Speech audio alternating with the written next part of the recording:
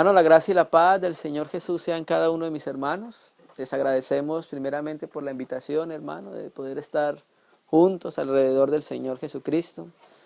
Nos sentimos honrados de parte del Señor de poder estar compartiendo con nuestros hermanos. Y colocamos ante el Señor lo que vamos a compartir, lo que vamos a dar acerca de su palabra. Siempre hemos dicho que cuando nosotros nos reunimos, lo que hacemos es darnos una medida de Cristo, hermano. ¿Sí? Y lo que hacemos es darnos una medida de su palabra y que es el pan verdadero que nosotros necesitamos, hermano. Amén. Hoy vamos a compartir en la reunión algo relacionado con el creyente y el pecado. Vamos a mirar con las Escrituras, porque nosotros muchas veces hablamos del pecado sin las Escrituras, pero vamos a mirar desde las Escrituras, en parte, que no lo podemos decir todo, qué nos dice Dios del cristiano en relación con el pecado, ¿sí? Entonces vamos a considerar algunos textos que nos pueden ayudar en nuestra vida como cristiano, en este camino que nosotros estamos teniendo y en este peregrinaje hacia la ciudad celestial, porque precisamente nuestro peregrinaje es hacia la ciudad celestial de aquella que habló Abraham, cuyo arquitecto y constructor es Dios. Pero entonces mientras tanto nosotros vamos caminando y vamos peregrinando y corriendo la carrera hasta esa ciudad celestial. Nosotros debemos correr la carrera, como dice la Escritura, legítimamente. Porque en los juegos, en este caso, yéndonos al tiempo de Pablo, en los juegos romanos, en las olimpiadas de los griegos, habían reglas para correr la carrera, ¿cierto? Entonces nosotros tenemos que correr esa carrera hacia la ciudad celestial de una manera legítima, no ilegítima, ¿cierto? Y por las Escrituras el Señor nos muestra cómo debe ser esa carrera, ese caminar y ese peregrinar hacia la ciudad celestial. Y hoy vamos a hablar uno de los muchos aspectos que tiene ese peregrinar y ese camino legítimo hacia la ciudad celestial. Entonces vamos a mirar cómo el Señor nos pide por la Escritura que caminemos en nuestro peregrinaje, hermano. Amén. Vamos a ir a Romanos. Romanos 5, versículo 12. Amén. Amén. Romanos 5, versículo 12. El contexto del texto que vamos a leer es Génesis. Ese es el contexto del texto que vamos a leer. Génesis, Romanos 5, 12. El contexto de Romanos 5, 12 lo tiene Génesis, porque Pablo está hablando del principio de la creación del hombre y está mostrando la consecuencia de haber pecado el hombre. Está mostrando qué ocurrió en el hombre por haber pecado, ¿sí? Entonces Pablo en el versículo 12 se remonta a la creación y a lo que sucedió en el cuerpo del hombre que el hombre no conocía. Dios crea al hombre de la Adama, se llama tierra roja. Y Adán se llama precisamente Adán por eso, porque fue tomado de la Adama, tierra roja, ¿cierto? Entonces, Adán fue formado, cuando fue formado con todas sus partes, la Escritura dice que Dios es luz, ¿cierto? Ok, y ninguna tiniebla hay en él. Lo que sale de Dios, ¿qué va a ser? Luz. Él no va a ser una creación imperfecta, una creación con pecado, una creación con tinieblas. Lo que sale de Dios es luz y todo lo que va a crear es luz, ¿cierto? Entonces cuando Dios crea al hombre, lo crea en luz, porque no existía en el hombre nada corrupto, no existía las tinieblas, no existía el pecado, no existía nada de esas cosas, ¿cierto? Entonces cuando Dios le da el mandamiento al hombre, porque ahí fue donde la ley fue quebrantada, cuando Dios le da una ordenanza al hombre, y le dice que coma de todos los árboles menos del árbol del conocimiento del bien y del mal, que lleva al conocimiento del bien y del mal. Porque Dios quería que el hombre conociera las cosas, pero no por el árbol. Dios quería que el hombre conociera las cosas desde Dios, desde el interior. Cuando el hombre comienza del árbol de la vida, desde ahí, desde la vida interior de Dios, el hombre pudiese conocer qué era lo bueno y qué era lo malo, pero no desde el árbol del conocimiento del bien y del mal, ¿cierto? Porque en Dios no hay maldad, pero Dios conoce qué es lo bueno y qué es lo malo. Él sabe las cosas que son buenas y son malas. Entonces Dios quería que el hombre conociera eso, pero no de una manera del exterior, sino desde el interior, desde la vida de Dios, ¿cierto? Entonces el hombre estira su mano y sucede algo extraño en el hombre. La muerte. El hombre no conocía qué era el pecado. Adán no conocía qué era la muerte. Y cuando estira su mano, sucede algo en el interior de Adán que se llama la muerte. ¿Qué introdujo la muerte? El pecado. Porque cuando va el pecado, va la muerte de la mano. Y se introdujeron los dos en el cuerpo del hombre. Y entonces Pablo dice en Romanos 5:12, por tanto, como el pecado entró en el mundo por un hombre, el hombre es Adán, ¿cierto? Y en Adán estábamos todos los hombres. Cuando hablo de hombres estoy refiriéndome a hombres y mujeres. O sea que todos estábamos en Adán cuando Adán pecó. Por tanto todos pecamos, porque todos estamos en Adán. Es que cuando Dios dice, cuando Dios crea al hombre, no está hablando, no se está refiriendo a un hombre particular, se está refiriendo a la humanidad. Cuando está hablando de Adán. Hagamos al hombre, no está diciendo hagamos a Adán solamente, hagamos a la humanidad, a nuestra imagen y semejanza, ¿cierto? Por tanto, como el pecado entró en el mundo por un hombre, Adán, y por el pecado que entró, muerte. ¿Sí? Así, la muerte pasó a todos los hombres, por cuanto todos pecaron. Entonces Pablo, por el Espíritu, nos muestra que la condición del hombre es que está muerto. Todos pecaron por cuanto todos están muertos. ¿Cierto que sí? Porque todos nosotros, como dice el salmista David, en pecado me concibió mi madre. ¿Cierto? Entonces hay una sentencia sobre el hombre. Muerte. La paga del pecado es la muerte. O sea, hay una sentencia condenatoria sobre el hombre, que el hombre va a morir por causa del pecado. ¿Cierto? Ok. Pero entonces es ahí cuando nuestro Señor Jesucristo entra en el mundo, se hace hombre, muere en muerte de cruz, resucita, asciende al Padre y empieza a proveer lo que el hombre necesita para salir de esa condición que estaba. Como compartíamos con los hermanos en Pichico, la tierra llegó a estar desordenada y vacía y en tinieblas. Esa es la condición del hombre sin Cristo. Vacío porque no tiene la presencia de Dios, desordenado porque no tiene un Dios que lo guíe y en tinieblas porque hay ausencia de la luz, que es Dios, ¿cierto?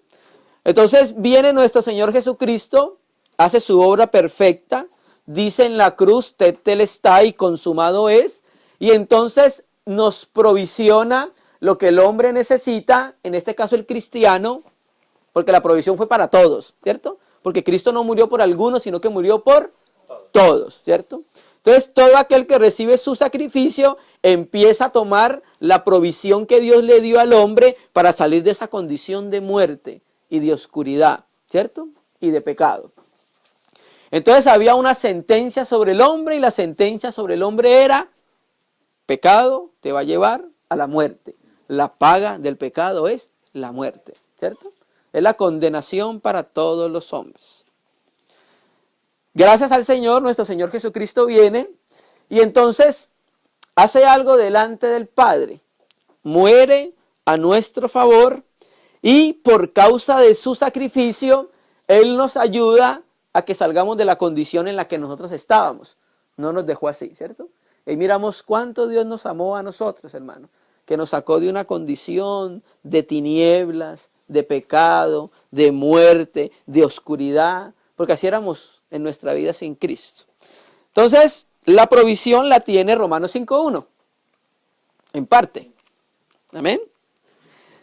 Y dice Pablo, empieza a hablar de primero en el Romanos 3, de que no hay ningún justo. Todos se perdieron. No hay uno que haga lo bueno, no hay un justo. Eso es lo que dice Pablo citando los Salmos. Luego empieza a hablar de que aunque no hay ningún justo, llega al capítulo 4 y empieza a hablar de Abraham, ¿Qué sucedió con Abraham? Fue justo, fue declarado justo. Pero algo llevó a que Abraham alcanzase la justicia. Y nos lo dice el capítulo 5, versículo 1. Aunque también lo explica ahí, pero vamos a leerlo. ¿Cómo dice? Justificados pues por la fe. Bueno, la Biblia textual que la tenemos acá dice, habiendo declarado justo por la fe, ¿cierto? Ok. Entonces, ¿qué es la justicia? ¿Qué es la declaratoria de justicia para una persona? Había una condena sobre el hombre, muerte, ¿cierto? Pero cuando accedemos al sacrificio de Cristo, creemos en Él por la fe, naturalmente que esa fe primero va a arrepentimiento, creemos en el sacrificio de Cristo por la fe, entonces ahora Dios nos coloca en Cristo, ¿cierto? Y entonces ahora el Padre dice de los que aceptamos a Cristo, habiéndote declarado justo por la fe, ¿sí?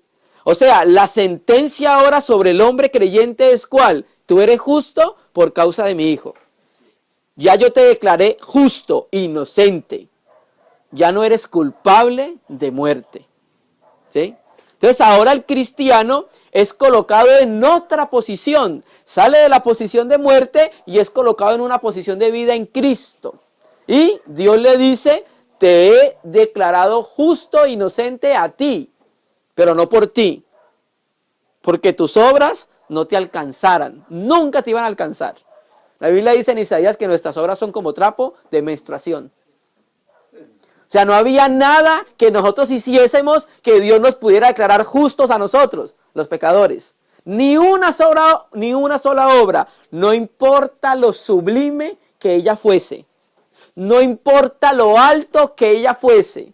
No importa la magnitud de la obra que hubieses hecho, ninguna sola obra te hubiera declarado justo ante Dios. Solo una obra.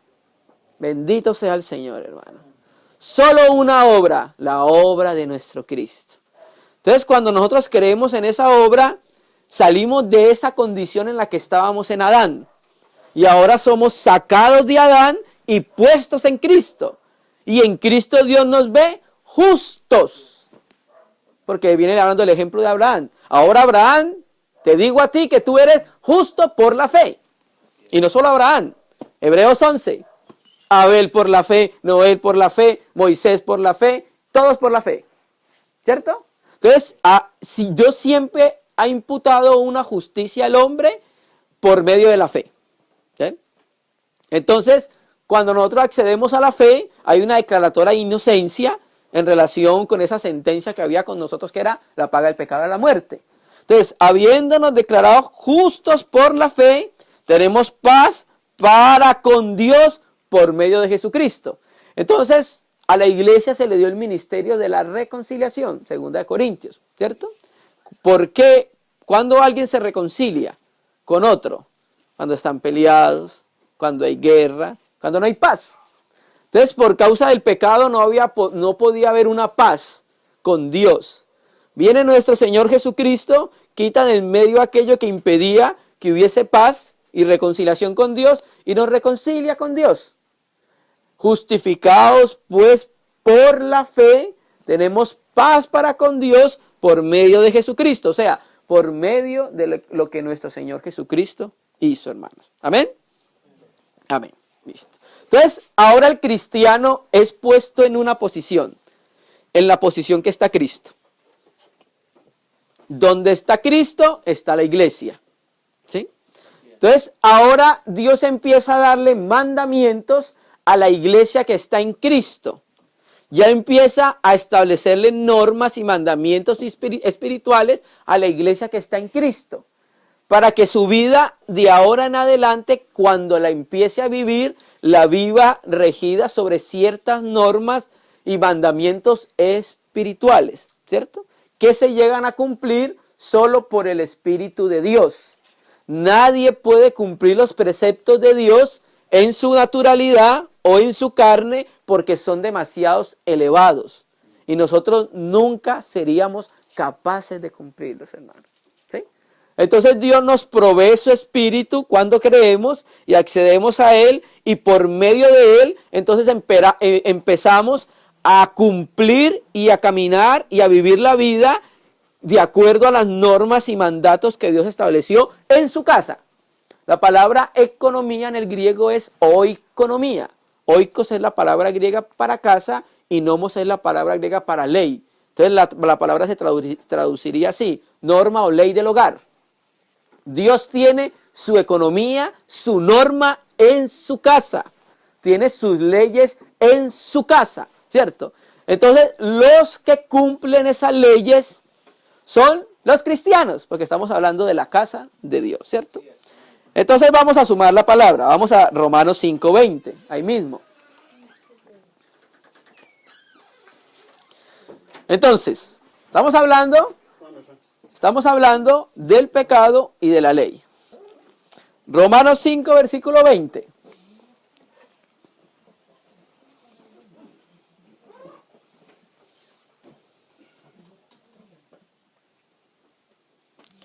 Entonces Dios establece leyes en su casa, ¿cierto? Y vamos a mirar acá en parte, después del 12 que nos dijo que el pecado entró en el mundo por Adán, empieza a mostrarnos a compararnos y a contrastar la ley del pecado en Adán y la ley de la justicia en Cristo. Todo el capítulo 5:12 hasta que llega al versículo 19. ¿19? A ver. No, vamos a leer el 20. Romanos 5:20, hermano. Amén. Entonces mira lo que dice Pablo. Pero la ley se introdujo para que el pecado abundase. Y si nosotros no leemos detenidamente este texto, vamos a creer que la ley se introdujo para que el pecado abundase. Hermano, pero si lo dice. Bueno, vamos a sumar la palabra. Romanos 7, versículo 7. Vamos a mirar. Romanos 7:7. Romanos 7:7, ahí mismo. ¿Qué diremos pues? Dice Pablo. ¿La ley es pecado? Recuerda que leímos. Recuerda lo que leímos, ¿cierto? Leímos. Pero la ley se introdujo para que el pecado abundase. ¿Qué diremos? ¿La ley es pecado? En ninguna manera. Pero yo no conocí el pecado sino por la ley. ¿Ok? Volvamos a Romanos 5:20.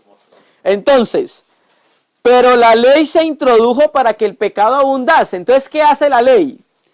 La ley se dio para mostrarle al hombre que es pecador. ¿Sí? Para que abundase no el pecado, sino que para que yo me diese cuenta qué es lo que era pecado. ¿Sí? Porque dice el texto. No, el 7:7. ¿Qué diremos pues? La ley es pecado en ninguna manera, pero yo no conocí el pecado sino por la ley, porque tampoco conociera la codicia si la ley no dijera, no codiciarás. Entonces, ¿qué hace la ley? La ley me presenta ciertos mandamientos en los cuales cuando yo los miro me doy cuenta que de esos mandamientos yo estoy infringiendo la mayoría de ellos. Y ahí entonces cuando dice la ley se dio para que el pecado abundase. O sea, para que yo me diera cuenta lo pecaminoso que era el pecado y me diera cuenta que era pecado, ¿cierto? Por ejemplo, Dios le dio la ley a Adán, no comerás, esa era la ley, ¿cierto? Cuando Abraham la quebrantó, se dio cuenta que él había pecado. Cuando se dio la ley, una ley que dice no codiciarás, yo antes, no tenía conciencia de que codiciar era malo, pero cuando se establece la ley, yo me doy cuenta que estoy codiciando. Y el pecado, y no solamente codiciando, empiezo a mirar varias cosas que la ley me dice, la ley de Dios, en las cuales yo estoy incumpliendo y estoy infringiendo. Entonces el pecado se hace abundante, porque me está mostrando mi condición, me está mostrando la lejanía que yo tengo para con los mandamientos de Dios, ¿cierto? Pero la ley se introdujo para que el pecado abundase, mas cuando el pecado abundó, ahora sí el pecado abundó en nosotros, ¿qué dice? Sobreabundó o en el griego dice aumentó. ¿Qué aumentó? La gracia, ¿cierto? Entonces nuestro Señor Jesucristo vio que estábamos perdidos. Vio que lo que dice Génesis, y vio Dios que la intención del pensamiento, del corazón, era continuo al bien, al mal. Sí. Están despiertos. Al mal. La intención del corazón del hombre siempre había sido al mal. Y lo que sobreabundaba y lo que abundaba en el mundo era el mal. Pero entonces Dios ha provisto a Cristo para que haya algo superior, ¿cierto? La gracia sobreabundante, ¿cierto? Entonces Dios nos da la gracia y la gracia nos capacita para cumplir su ley. La gracia nos capacita a nosotros para que podamos cumplir las leyes espirituales de Dios. Amén. Porque sin la gracia y sin el Espíritu no pudiésemos cumplir lo que Dios demanda. Por ejemplo, Dios demanda que nos amemos los unos a los otros. Si no tuviésemos el Espíritu y la gracia del Señor, no pudiésemos cumplir ese mandamiento. Nos amaríamos naturalmente y por ese amor natural, que el amor natural nuestro es egoísta, beneficioso, buscando siempre ganar, nunca perder. Entonces, donde nos amáramos de esa manera en la casa de Dios, pues hubiese muchos problemas en la casa de Dios. Entonces, por eso Dios nos dice que nos amemos como Él nos amó. Pero Él mismo, a través de su sacrificio, proveyó por la gracia y por el Espíritu y nos capacitó para que pudiésemos amarnos los unos a los otros. ¿Cómo? Él nos amó, ¿cierto? Entonces, la gracia nos capacita para salir de la condición de pecado y poder cumplir los mandamientos espirituales que Dios establece como normas en su casa, ¿cierto? Porque Dios establece normas en su casa, porque donde no estableciera normas en su casa teníamos una anarquía en la casa de Dios. Y estaríamos como el tiempo de los jueces, hermano. ¿Amén? Entonces dice, pero la ley se introdujo para que el pecado abundase, mas cuando el pecado abundó, sobreabundó la gracia por un hombre, Jesucristo el Señor. Aleluya, ¿cierto? ¿Para qué? ¿Para qué sobreabundó la gracia? Verso 21. Para que así como el pecado reinó para muerte, ¿recuerdan el texto que leímos en el 12 y en el 14? Entonces la gracia se dio, ¿por qué? En parte, primeramente porque el pecado reinaba para muerte, ¿sí? El clima del pecado es la muerte, es la cúspide del pecado, es la muerte. Y la muerte tenía esclavizado a todos los hombres y reinaba sobre todos los hombres. Porque el verso 14 lo dice, no obstante reinó la muerte desde Adán hasta Moisés, ¿sí? Y el fin de Moisés, ¿quién es? Cristo. Entonces la muerte tenía su dominio sobre todos los hombres. Reinaba sobre todos los hombres. Hasta que vino el Señor Jesús. Muere y basta la muerte. Basta ya hasta la muerte. Se para en la muerte, entra la muerte y sale de la muerte. Y se le acabó el reinado a la muerte. Porque ningún hombre había salido por sí solo de la muerte. Y lo que le da poder a la muerte era el pecado. Cristo no tenía pecado. No se hallaba pecado en él. Entonces cuando llega la muerte, como decimos en Colombia, camina como Pedro por su casa. Sin ningún problema. Sale de ella como entró. La muerte no lo pudo retener. ¿Cierto? Entonces le quitó el dominio y el reinado a la muerte. Nadie, antes habían sucedido, hubo algunas resurrecciones, ¿sí? Tenemos a Eliseo resucitando a la hija de la tsunamita, tenemos a Elías resucitando al hijo de la viuda de Sarepta. Tenemos varias resurrecciones, el mismo Señor Jesús resucitando a Lázaro y a la viuda de Naín. Tenemos el mismo de Eliseo, los huesos de Eliseo mismos hicieron una resurrección después de muerto. Sí, la hija de Jairo. O sea, habían muchas resurrecciones. Pero ¿qué pasaba con todas esas resurrecciones? No se levantaron por sí solos. Alguien los llamó de la muerte. Y era el Señor Jesús, porque Él tenía poder sobre la vida y la muerte. Pero aquí entra un hombre a la muerte y la vence en su mismo dominio, en su mismo imperio, en la muerte. Entonces, cuando Él sale, la venció.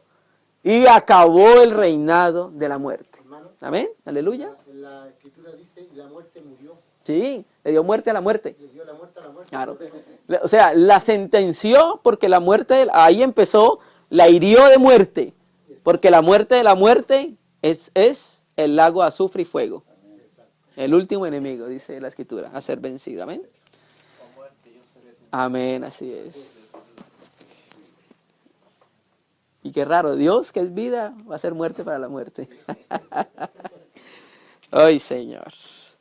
Entonces, mas cuando el pecado abundó, sobreabundó la gracia, para que así como el pecado reinó para muerte, así también la gracia reine. Entonces vamos a hablar de gracia y no de libertinaje, porque hay un abuso de la gracia y no podemos abusar de la gracia porque estamos en la gracia. ¿La gracia tiene un sinónimo? ¿Tiene un sinónimo? Es un favor inmerecido. Eso es lo que es gracia. Lo que nosotros hacemos, somos salvos es por algo que nosotros no hicimos. Entonces, cuando sobreabundó la gracia, sobreabundó Sí, sobreabundó el favor. de Dios. Amén. Para que así como el pecado reinó para muerte, así también reine por la justicia, también la gracia reine por la justicia para vida eterna mediante Jesucristo, Señor nuestro. Amén. Y sigue el capítulo. En los manuscritos griegos antiguos no hay división de capítulos ni versículos. ¿Sí? Acá todo es una misma perícopa. Entonces Pablo enlaza lo que viene diciendo. Como estamos en la gracia, como la gracia sobreabunda, para que reine por la justicia, ¿qué pues diremos? ¿Perseveraremos en el pecado para que la gracia abunde o aumente? La palabra griega para perseveraremos es epimenó. Epi es arriba y menó significa quedarse, instalarse en un lugar, permanecer o morar en. Entonces, Pablo hace un contraste para que nosotros por el Espíritu entendamos que aunque estamos en la gracia, no nos capacita la gracia para perseverar en el pecado. La gracia nos capacita para los aspectos espirituales, no para perseverar en el pecado. ¿Qué pues diremos? ¿Perseveraremos o nos quedaremos o permaneceremos en el pecado para que la gracia abunde? Recuerda que la gracia sobreabundó por causa de Cristo. Pero la gracia no va a sobreabundar si se permanece en el pecado, se persevera en el pecado. ¿Sí? Hay un texto que dice, el pecado fue quitado. He aquí el Cordero de Dios que quita el pecado. Hay otro texto que dice en Hebreos 2 que el diablo fue destruido. Y hay una organización religiosa sistemática que tiene un letrero grande cuando tú vas por las calles. Y entonces tienen la foto de su pastor, el representante legal o como quieran llamarlo. Y tiene varios eslogans y uno de esos es el pecado fue quitado. Y el otro eslogan es el diablo fue destruido. ¿Listo? Entonces ellos no creen que haya ni pecado ni diablo. Comamos y bebamos porque mañana moriremos. Entonces hay un mal entendimiento de este asunto, hermano. El diablo fue juzgado, pero la palabra griega ahí no significa destruir, significa inutilizarlo. Él ya no tiene poder sobre el creyente. Está desactivado o inutilizado o sin trabajo para con el creyente. Y el pecado fue quitado, pero la Escritura nos dice cómo vamos a perseverar en el pecado. ¿Sí? Que Cristo lo quitó en la cruz. ¿Qué pues diremos? ¿Perseveraremos en el pecado para que la gracia abunde? Y la Biblia textual, ahí donde dice, en ninguna manera, lo tiene con signos de admiración. En ninguna manera. Enfático Pablo. ¿Cómo vamos a perseverar para que la gracia aumente en el pecado? En ninguna manera. No podemos convertir la gracia en libertinaje, hermano. Fuimos salvos por gracia, aleluya. Por medio de la gracia reina por medio de la justicia, aleluya. Pero no confundamos, hermano, una cosa con la otra. ¿Sí? En ninguna manera. Porque los que hemos muerto al pecado, ¿cómo viviremos aún en él? Entonces, ¿qué hizo Dios? Por medio de Cristo, nos separó del pecado. Porque muerte significa separación. Cuando una persona se muere, lo que sucede es que la parte inmaterial se separa de la parte material. Eso es lo que era la muerte. Entonces, ¿qué hizo Dios en Cristo? Nos separó del pecado. ¿Recuerda lo que vimos en Génesis? Y separó Dios las tinieblas de la luz. Dios nos separó del pecado. Entonces, si nos separó del pecado, ¿cómo podremos vivir en él todavía? Si nos separó del pecado, ¿por qué vemos creyentes perfeccionando el pecado? Como lo dice Gálatas 3:1. Creyentes todavía deleitándose en el pecado, viviendo en el pecado, consintiendo el pecado. Si ya fuimos separados y muertos a él, ¿por qué aún vivimos en él? En ninguna manera, porque los que hemos muerto al pecado, ¿cómo viviremos aún en él? O sea, lo que nos está diciendo Pablo es, no peque más. Eso es lo que nos está diciendo. No peque más. Porque Cristo hizo la provisión para apartarnos del pecado. Completamente, la provisión de Cristo fue completa. Su obra fue perfecta, entera y completa y todo suficiente. ¿Cierto? Así es. Desde el principio. Versículo 3. ¿O no sabéis que todos los que hemos sido bautizados en Cristo Jesús, hemos sido bautizados en su muerte? Entonces, al nosotros ser bautizados en la muerte de Cristo, alcanzamos los beneficios de Cristo. ¿Sí? Cristo terminó con el pecado. Nosotros fuimos bautizados en la muerte de Cristo. Alcanzamos todos los beneficios de que Cristo alcanzó para nosotros. Esa es la provisión. ¿Sí? ¿Entendemos eso? Todo lo que Cristo hizo por nosotros, nosotros lo alcanzamos en Cristo. Morimos en Cristo. Resucitamos en Cristo. Vencimos al pecado en Cristo. ¿Sí? Y es lo que la iglesia debe tomar, hermano. La iglesia debe tomar lo que su Señor le dio para que lo tomara. Por heredad. Vamos a mirar una figura. Aquí Pablo lo que nos está diciendo por el Espíritu en parte es que no pequemos más. Entonces vamos a tomar dos figuras. Vamos a tomar un paralítico y vamos a tomar Nínive. Vamos a irnos para Juan primero. Juan 5. Vamos a mirar algo. Juan 5. Juan el apóstol. Evangelio. Juan 5, vamos a leerlo desde el versículo 1.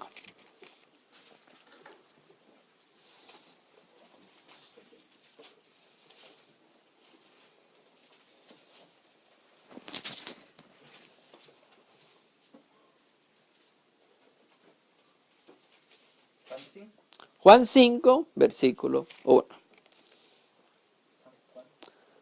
Amén, hermanos. Juan 5, versículo 1, ¿lo tenemos? Después de estas cosas, había una fiesta de los judíos. ¿Cuáles cosas? Capítulo 4, relacionado con la mujer samaritana, ¿cierto? Y subió Jesús a Jerusalén. Y ahí en Jerusalén, cerca de las puertas de las ovejas, o sea, las puertas del redil, un estanque llamado en hebreo Betesda, el cual tiene 5 pórticos. Betesda significa casa de misericordia. Eso es lo que significa Betesda, ¿cierto? Casa de misericordia.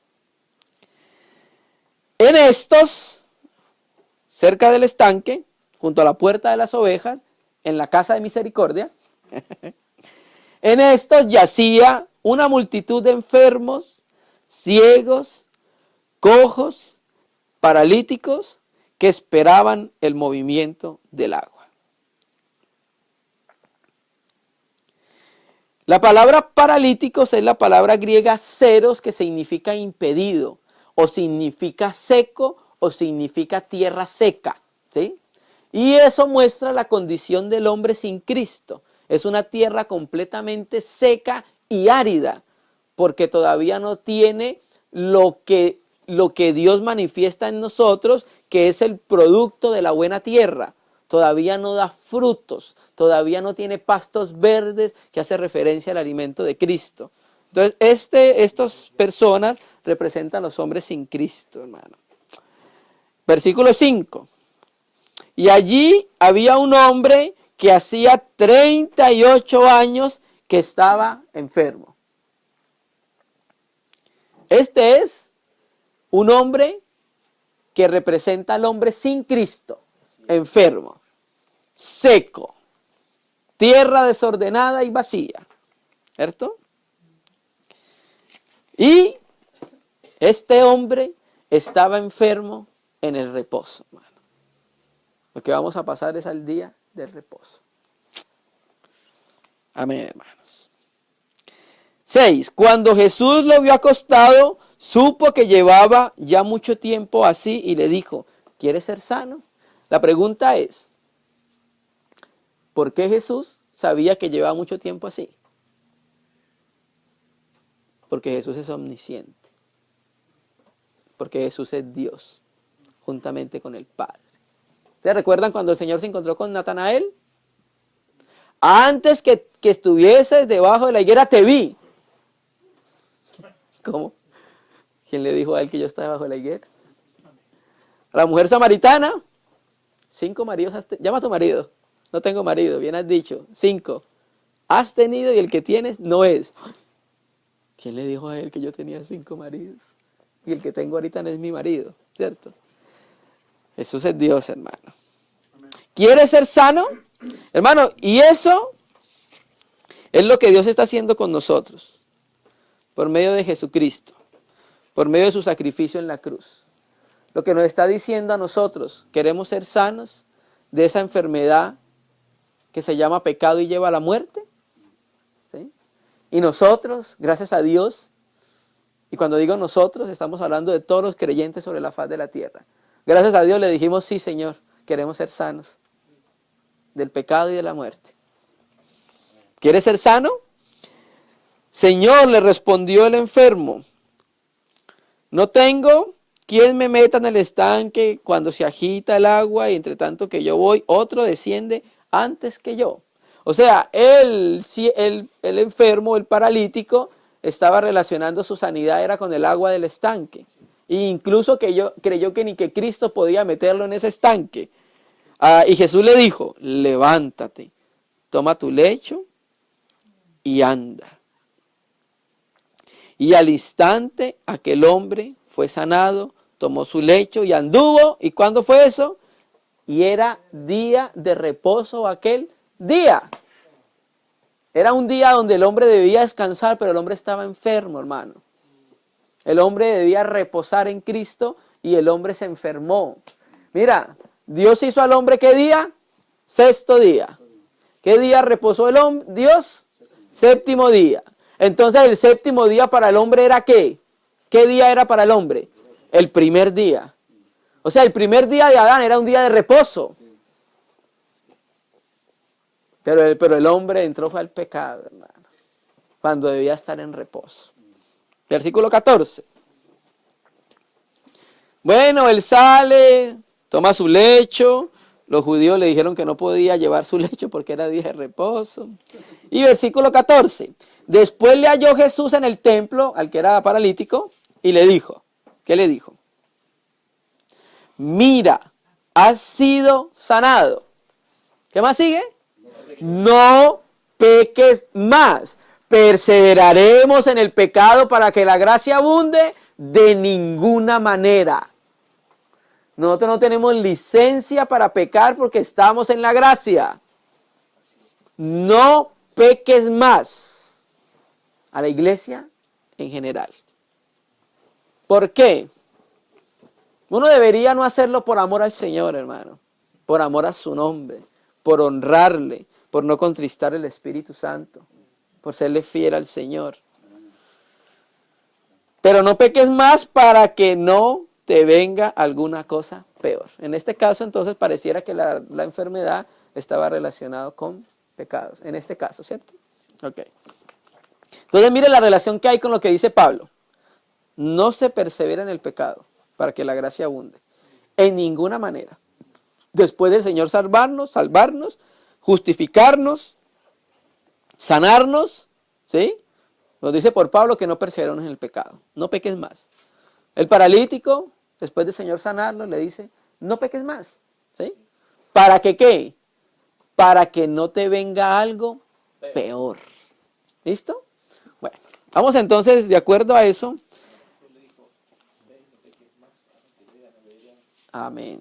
Así es. Gracias y verdad. Entonces, ya teniendo eso en cuenta, vamos a Jonás, capítulo 1. Y vamos a mirar algo acá, de esto mismo que venimos hablando, que el Señor lo mostró como figura en el Antiguo Testamento.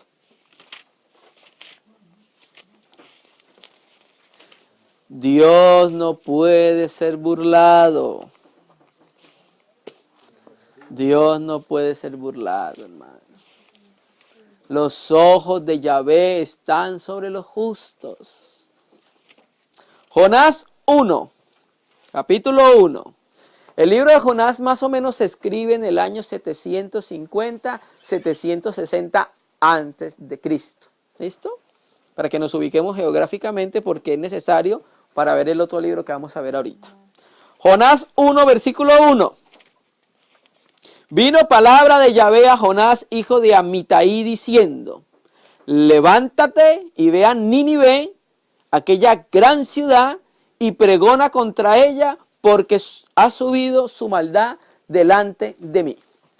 Vamos a resumir el contexto para no leerlo todo. Jonás no quería ir a Nínive, se fue para Tarsis en un barco. Hubo un problema con los tripulantes del barco. Había una tormenta terrible, ellos sabían que era la furia de un dios, no sabían de cuál dios, entonces todos los tripulantes eran de diferentes nacionalidades y cada uno tenía un dios diferente, y cada uno oraba al dios diferente para que le diera respuesta a ver qué era, hasta que Jonás, que estaba por allá durmiendo, les dice: ese soy yo, todo lo que está sucediendo viene por mí, porque yo voy huyendo. Ay Señor, ¿a dónde iremos de tu presencia? Yo voy huyendo del Dios que creó los cielos y la tierra. Entonces, la única manera para que ustedes salgan de esta situación es que me tiren al mar. Bueno, no querían, pero tocó tirar a Jonás. Se fue la paloma, porque Jonás significa paloma.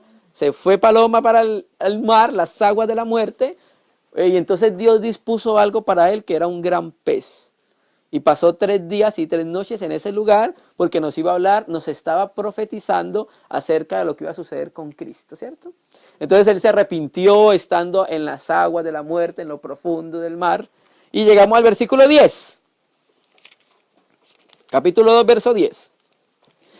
Y mandó Yahvé al pez y vomitó a Jonás en tierra.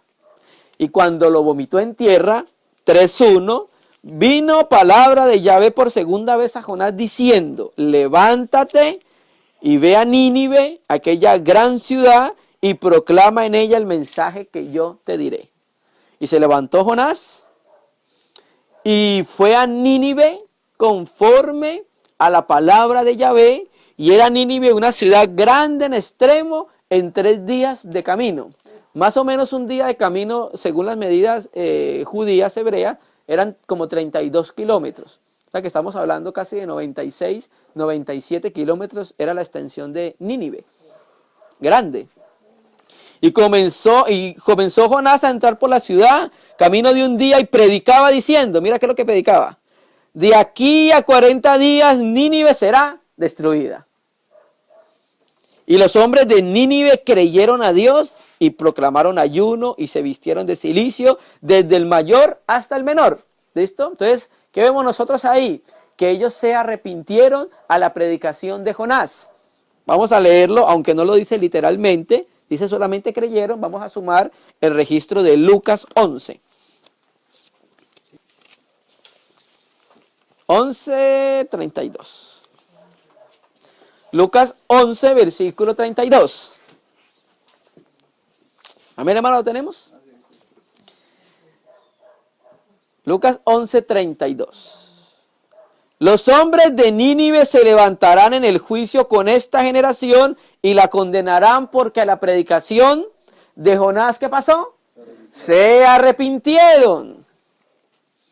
He aquí más que Jonás en este lugar. ¿Listo? Entonces, vete y no peques más. Se arrepintieron, no peques más. ¿Cierto? Vamos a Nahum.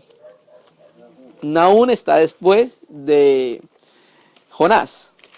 Unos 2-3 libros, un libro después de Jonás. De Jonás viene Abdías, de ahí viene Miqueas y luego Nahum, capítulo 1. Nahum, capítulo 1, versículo 1. Nahum significa desolación.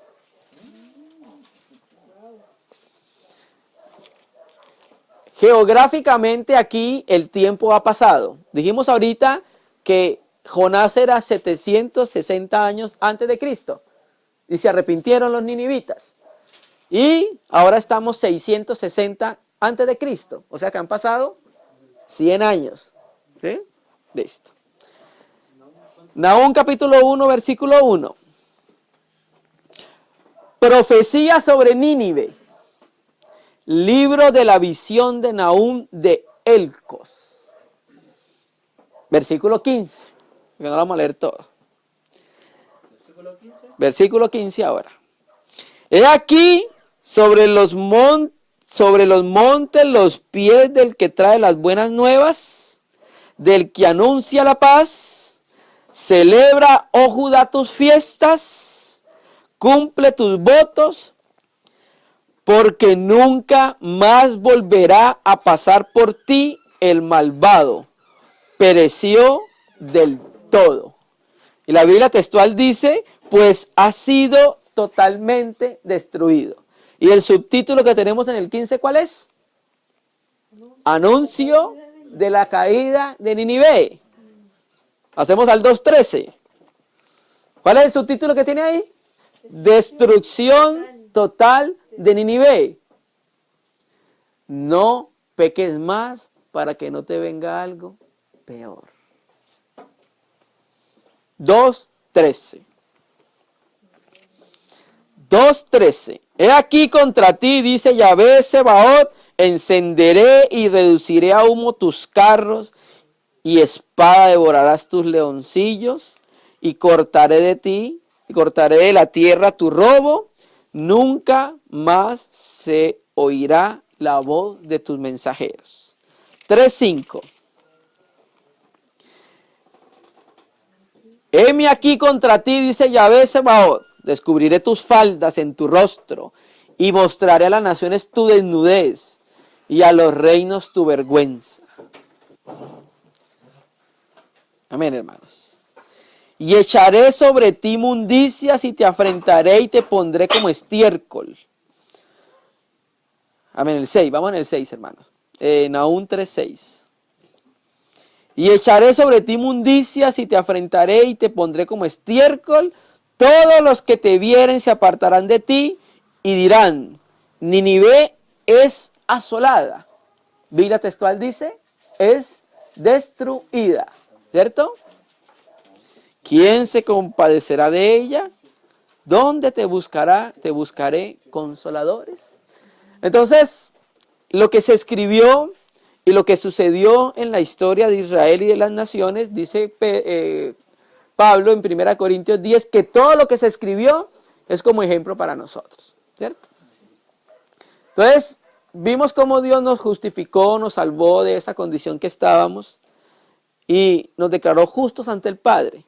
Pero también por Pablo nos decía que no perseveremos en el pecado. Y por Juan veíamos, mira que estás sano, no pequen más para que te venga algo peor. Fueron a Jonás, a Nínive, arrepiéntanse, se arrepintieron, pero volvieron a pecar. ¿Qué pasó? Le aconteció algo peor. Fue destruida Nínive en su momento. Entonces vamos a ver cuál es la advertencia para la iglesia en el Nuevo Testamento. Vamos a ir a Hebreos. Ya con esto terminamos, hermano. Hebreos 12, versículo 25.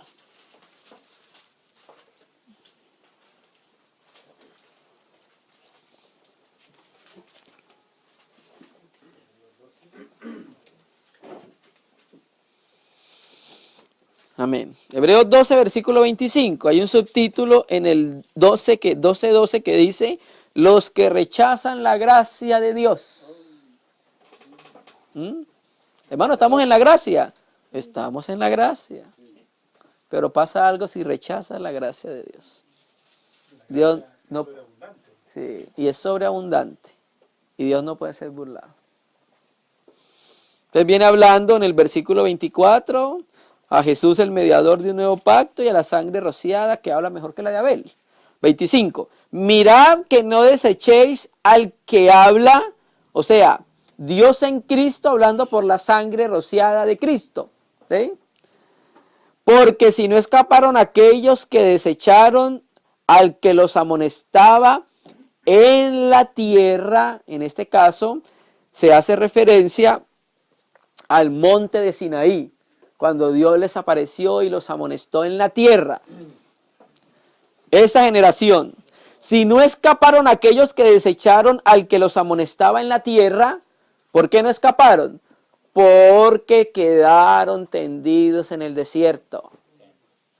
Después de haber salido de Egipto, después de haber sido salvos, empezaron su peregrinaje hacia Canaán, la tierra prometida, ciudad cuyo arquitecto y constructor es Dios. ¿Y qué pasó? Desecharon al que les hablaba y quedaron tendidos en el desierto. En ese caso rechazaron a Moisés, ¿no? ¿Cómo, hermano? O sea, obviamente rechazaron a Dios, pero como hace una diferencia acá, dice a los que los amonestaba en la Sí, amén. Los amonestaba Dios por medio de Moisés, por medio de la ley. Empezando por el monte Sinaí. Empezó a hablarles Dios por Moisés en el monte Sinaí. Ese es el que hablaba desde la tierra, los amonestaba en la tierra, ¿cierto? Y de ahí naturalmente empezó a darle leyes, la economía, la norma del hogar por medio de Moisés hasta, ¿cierto? Que es una figura de Cristo. Porque si no escaparon aquellos que desecharon al que los amonestaba en la tierra, el que nos amonestaba en la tierra era Dios en el monte Sinaí, por el contexto que viene hablando, mucho menos nosotros, si desecharemos al que nos amonesta en los cielos. Dios en Cristo ahora es del trono, no desde el monte Sinaí. Él nos amonesta desde el cielo a nosotros. ¿Sí? Porque el contexto viene hablando de lo que sucedió en el monte Sinaí. Pero ahora el escritor se está yendo a algo más excelente, que es Cristo en resurrección a la diestra del Padre. ¿Cierto? Entonces está diciendo, no escaparon los que desecharon al que los amonestó en la tierra en el monte Sinaí. No escaparon porque no escucharon, fueron obedientes a su palabra, pecaron en sobremanera y murieron en el desierto. ¿Cómo creen que vamos a escapar nosotros si desechamos al que nos amonesta ahora desde el cielo, desde el trono de la majestad de las alturas? ¿Cómo cree que escaparemos? Y estamos en la gracia. Versículo 26. Amén, hermanos. La voz del cual conmovió entonces la tierra, pero ahora ha prometido diciendo, aún una vez más, y conmoveré no solo la tierra, sino también el cielo. Y esa frase, aún una vez, indica la remoción de las cosas movibles como cosas hechas para que queden las inconmovibles. Así que recibiendo a nosotros un reino inconmovible, recuerde que la gracia reinó por la justificación o por la justicia. Tengamos gratitud, mediante ella sirvamos a Dios, agradándole con temor y reverencia. reverencia, El hermano. apóstol dice, mantengamos la gracia mediante la cual sirvamos a Dios de manera aceptable con reverencia. Con reverencia y con temor. Ese es nuestro servicio a Dios. Amén. Entonces la amonestación a la iglesia por medio de las Escrituras es que nosotros, aunque estamos en la gracia, no tenemos derecho ni libertad de permanecer en el pecado. Antes, la gracia nos capacita para no vivir en el pecado, hermano. Puede hacer en nosotros aquello que nosotros no podemos hacer, y es no vivir en el pecado, hermano. La gracia nos capacita para eso. Y termina el texto con una frase fenomenal.